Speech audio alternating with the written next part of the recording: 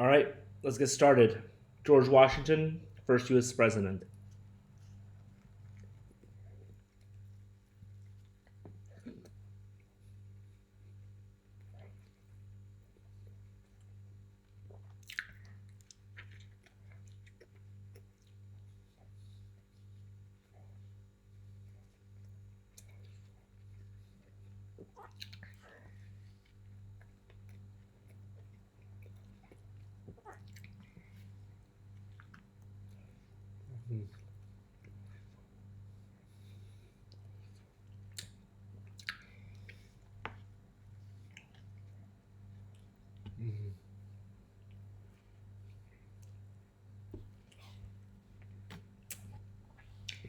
Now,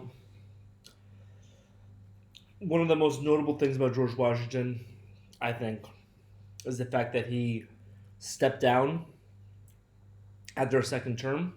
You don't have that a lot. It's become a precedent since, but at the time, it was kind of unheard of. Since then, it's become common practice in the United States until FDR ran for a third and then a fourth term, and they codified it, I think, in the 22nd Amendment. I don't remember which one specifically. But anyway, John Adams.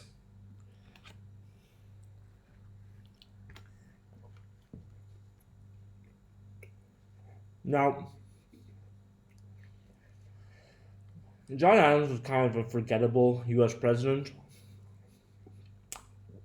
Um, as people who saw Hamilton obviously know, um, he was George Washington's vice president, and then, afterwards, ran for president as a Federalist. And the two main political parties at the time were the Federalists and Democratic Republicans, led by Thomas Jefferson. In today's terms, the Federalists were kind of like the Democrats, and the Democratic Republicans were kind of like the Republicans of today.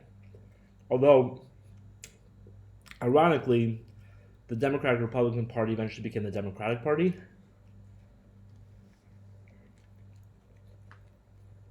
But we can talk about that a lot later.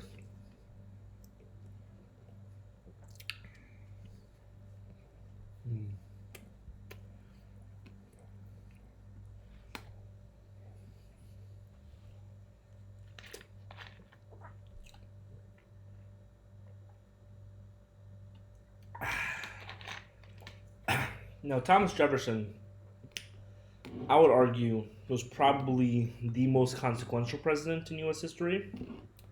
Um, I mean, George Washington was consequential insofar as he set things up.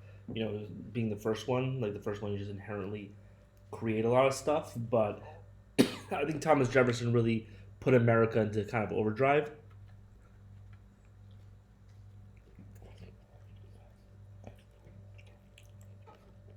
This one's falling apart. Now, the point of this is for me to do this all in one sitting. As you can see, this is an uninterrupted, uncut. I'm hoping I can get through it. I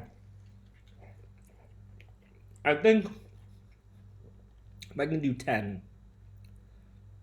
if I can do 10, I think in response you should like this video. I think that'd be nice of you.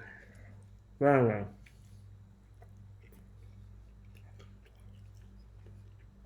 the two most consequential things to happen under Thomas Jefferson's administration, the first of which was created by him, was obviously the Louisiana Purchase from the French. And then Marbury versus Madison, which is a Supreme Court case that basically gave the Supreme Court the right to overrule rulings. Like whenever there's something like Roe versus Wade, or Brown versus Board of Education, or whatever, all of that would have never happened had it not been for Marbury versus Madison. I'm done with this taco, so I'm not going to go into more detail about that.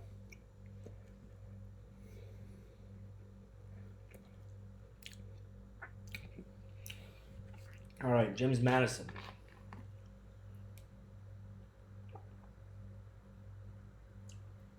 Now, James Madison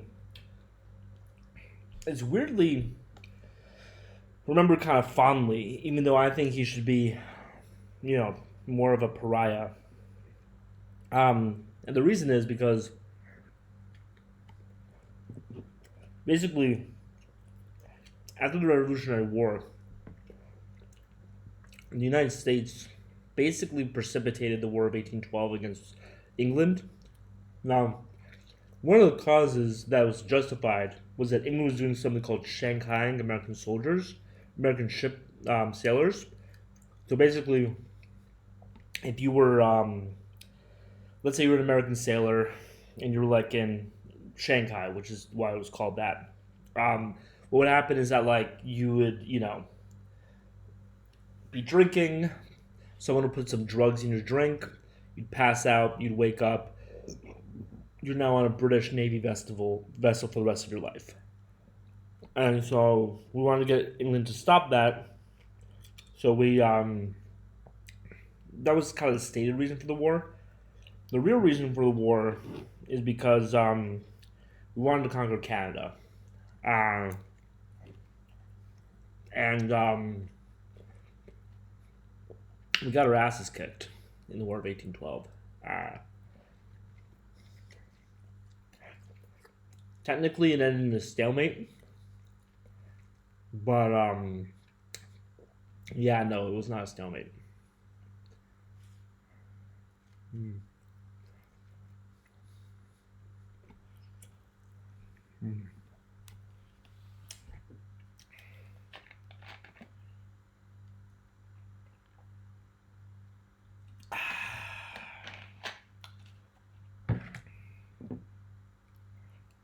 Mm. All right.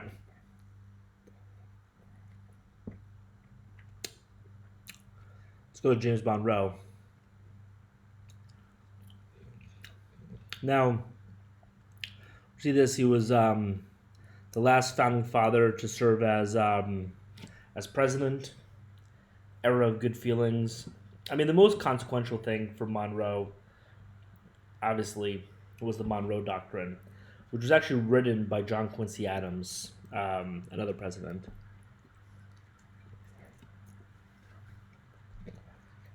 And basically,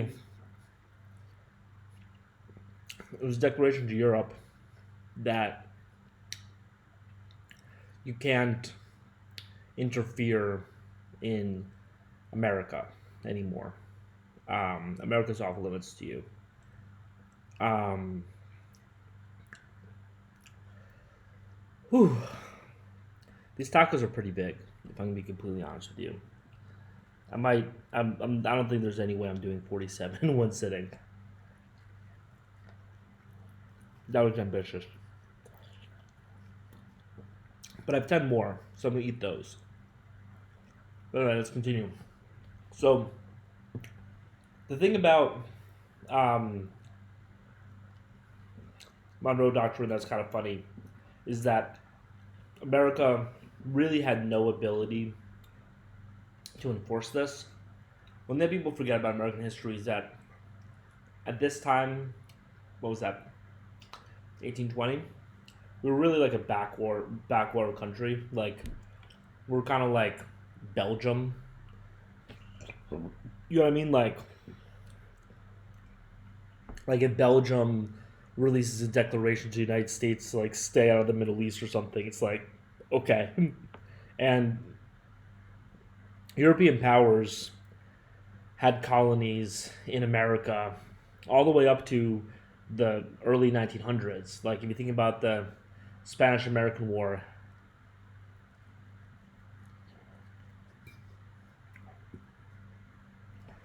I never remember what year that was. I think it's 1897.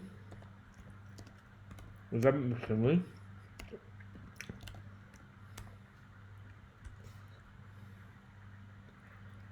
Yeah, it was 1898, which is funny because Theodore Roosevelt became like famous for fighting in that war as one of the Rough Riders, and he then became McKinley's vice president. Teddy Roosevelt was only elected once in 1904. He got the presidency because McKinley died. Well, got killed. And the movie Citizen Kane is actually in the original script. The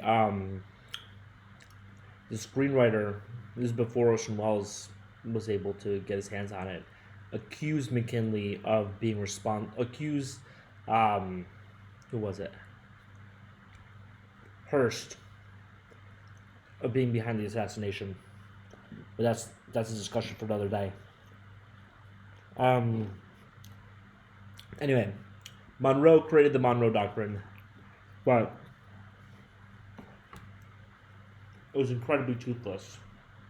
There's no enforceability, and Europe still had colonies in America for almost 100 years. Now, you can make fun of that, obviously, and there's a reason to, but, you know,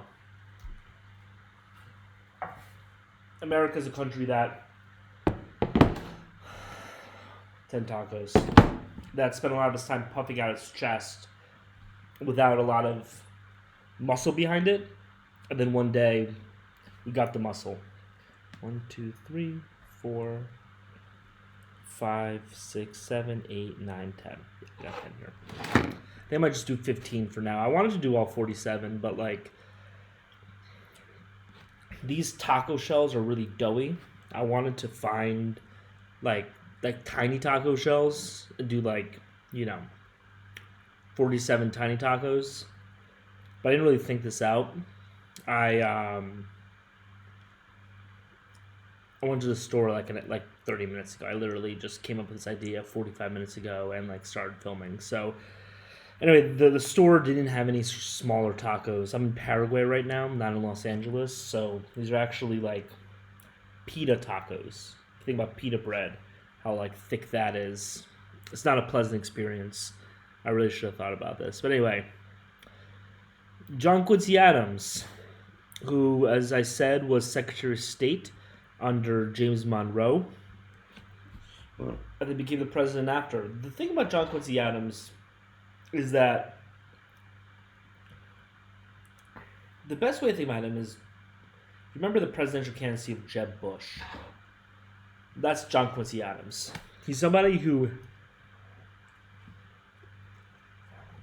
literally had no charisma. Was a child of another president, obviously, John Adams. And just kind of had this aristocratic air around him, where he believed that it was below him to go campaign, ask for votes, that type of stuff. So he really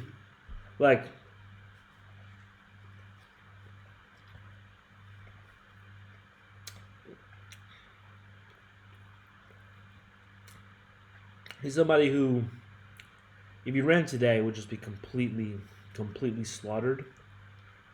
I remember reading a book about him, and the author literally spent more time talking about his poetry than they did talking about any of his actual accomplishments.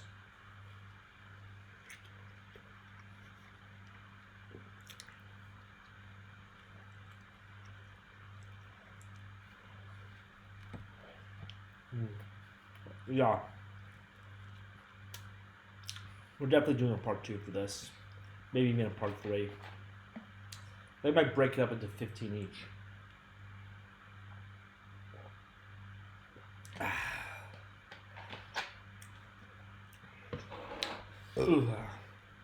Anyway, let's continue. The funny thing is that when we put the AC on, getting a little sweaty.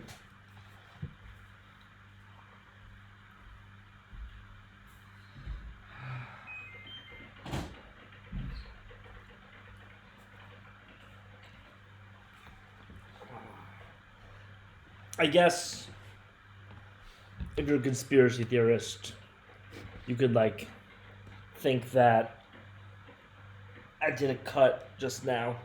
I just realized that, but it's really hot in here, and I'm not eating this many more tacos with it being as hot as it is. Anyway, let's continue. So, Andrew Jackson, nicknamed Old Hickory, was really famous for fighting in the War of 1812, which, as I said, was pretty much a defeat for the United States.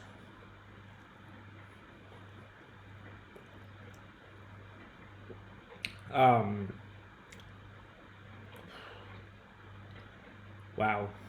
I was not going to get anywhere near 48. This is crazy.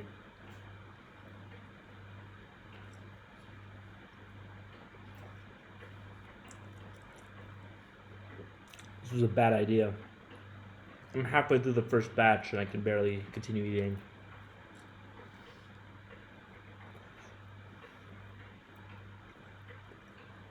Anyway.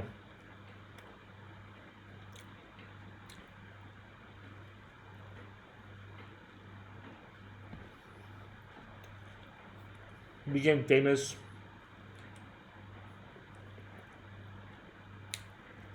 after the War of 1812. Oh, shit.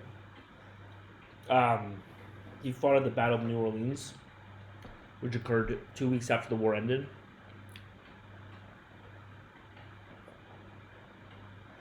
I guess he's already got off camera. I can go again, but I'm gonna get some water. But anyway, so he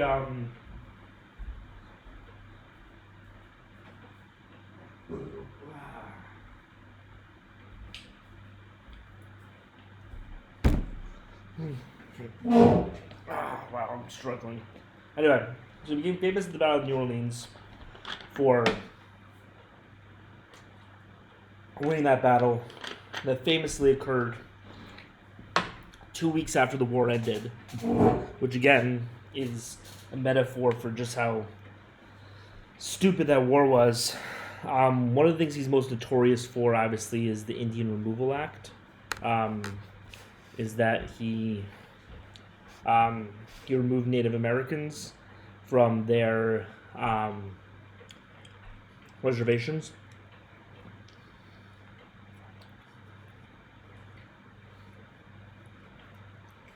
And started the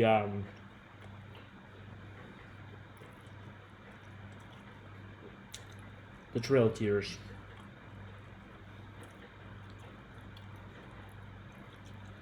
Wow. Alright. I'm tapping out for now. I'm going to